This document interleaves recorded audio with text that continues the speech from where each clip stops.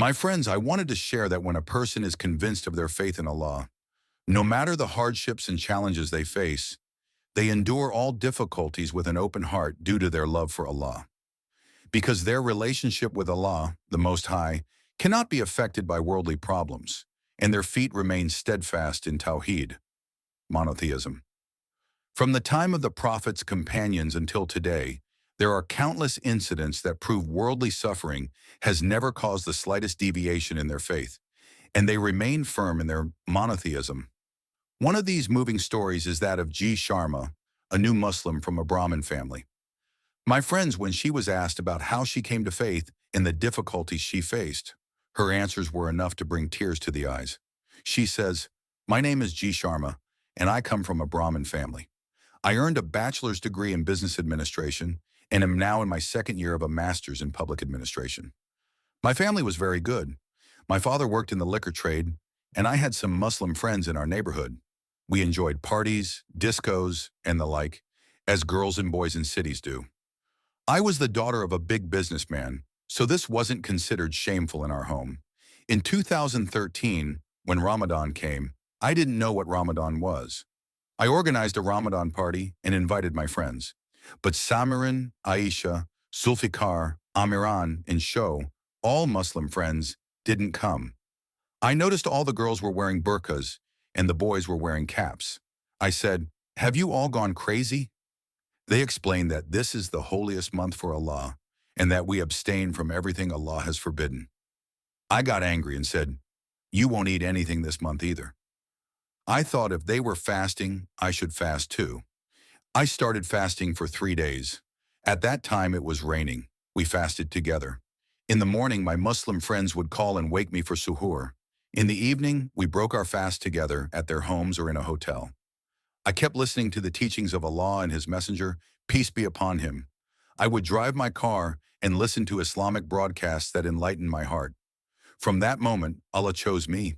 My family started suspecting when I began wearing shalwar kameez and hijab. Even my phone's ringtone became a tasbih, glorification of Allah. One day my sister and her husband took me to a temple. I refused outright to enter or participate in the worship. They got very angry. When we got home, there was chaos. My father asked if I had fallen in love with a Muslim boy. I became a burden to my family. Everyone was worried and showed me videos of terrorists to turn me away from Islam. They offered me many things to make me hate Islam, but in my heart, love for Allah had already taken root. One day I felt the desire to see the Quran. I went to the nearby mosque and asked for a Quran. I started reading it from the left side. They told me that wasn't the right way. At that moment, I confessed what was in my heart to the seller. He gave me the number of an elderly woman who taught the Quran. I went to her house in my car. My father and brother followed me, but I didn't know. When I got out of the car, I saw in the rearview mirror that my father was behind me. I signaled to the lady to stop. My father started beating me and took me home. That day, I decided that if no one stopped me from doing wrong, why was everyone stopping me from doing good? I declared my love for Allah. On the last day of Ramadan, I embraced Islam. My father took my phone and said many things to me. I replied that I love Allah and His Messenger, peace be upon him, and he could do whatever he wanted, but I wouldn't leave Islam. Then I prayed to Allah, crying, and went to the rooftop. There I saw the Kaaba in the sky before me. It was a scene words cannot describe. Many other miracles started happening. For example, whenever I had a sincere intention, Allah fulfilled what I wanted. I prayed to Allah one last time. If I cannot reach you, I want to get closer to you. Around 4 a.m., I recited Bismillah ar-Rahman ar-Rahim and drank hydrochloric acid. What happened next? An ambulance came, and I was taken to a nearby hospital. My father called a team of doctors from out of town to save me at any cost. The doctors were somewhat worried about my condition. My throat and stomach were burned inside. One of my intestines was damaged. I stayed in the ICU for 10 days, then came out. By Allah's grace, I survived. At that time, I was reciting Allah with my mouth. My father tried to explain things to me. He brought several spiritual healers and performed rituals at home. I moved from the ICU to a private room in the hospital. There I continued researching online using a laptop. A friend on Facebook gave me the number of Abdul Qadir Bhai from Katholi. I called him and told him I wanted to come. I told him I'd leave the hospital in 3 days, and he booked a first-class ticket for me. I felt suffocated at home, so I decided to cut all ties with my family and ran away. I took a train from Pal to Katholi, where Abdul Qadir Bhai, a companion, came to pick me up. He took me to the village of Havan near Moradabad. There I shared with his family what had happened to me, and soon I began learning about Islam. I read the Quran in English and Hindi. Many women taught me the religion. I spent every day there reading books and learned a lot in a short time. They told me about Maulana Kalim Siddiqui. I asked who he was and said I wanted to meet him. Abdul Qadir Bhai said it was hard to meet him. I said, okay, inshallah, I believe he will come to meet me. Everyone laughed at me, but Allah knew what was in my heart. Then Abdul Qadir Bhai gave me a room, and I stayed there for 2 months. I had heard the story of Hazrat Bilal, who wasn't married, but the Prophet, peace be upon him, said Hazrat Bilal was among the people of paradise.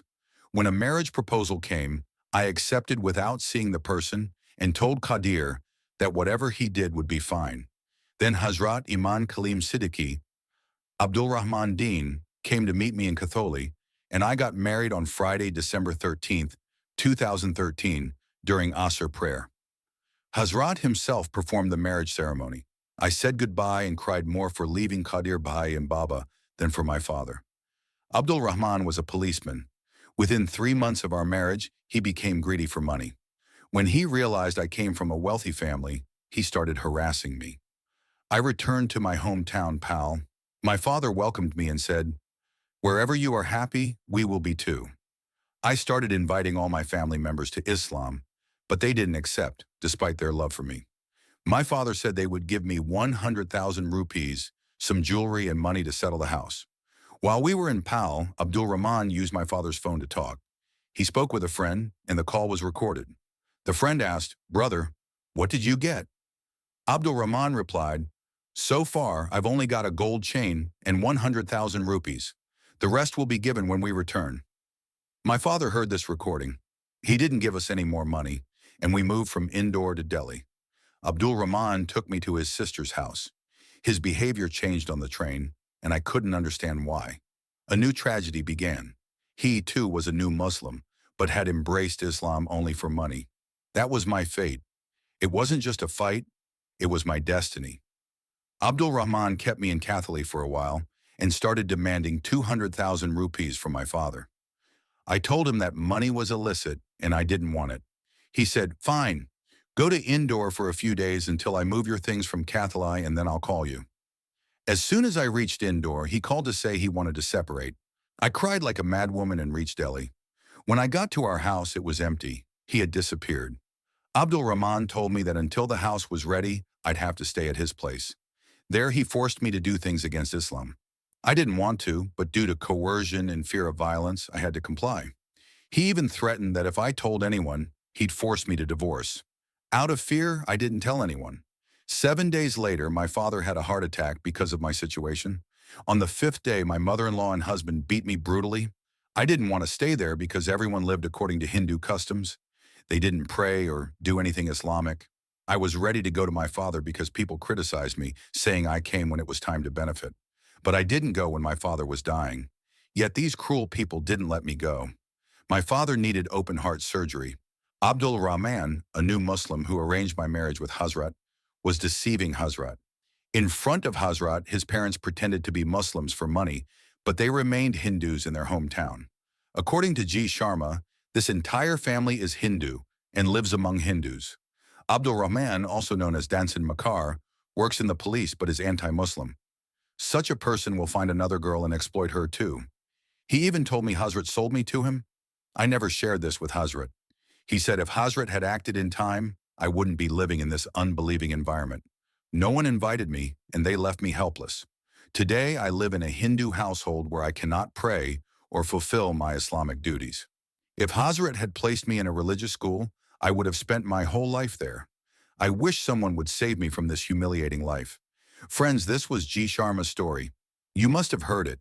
If you liked the video, please like it and share it with your friends.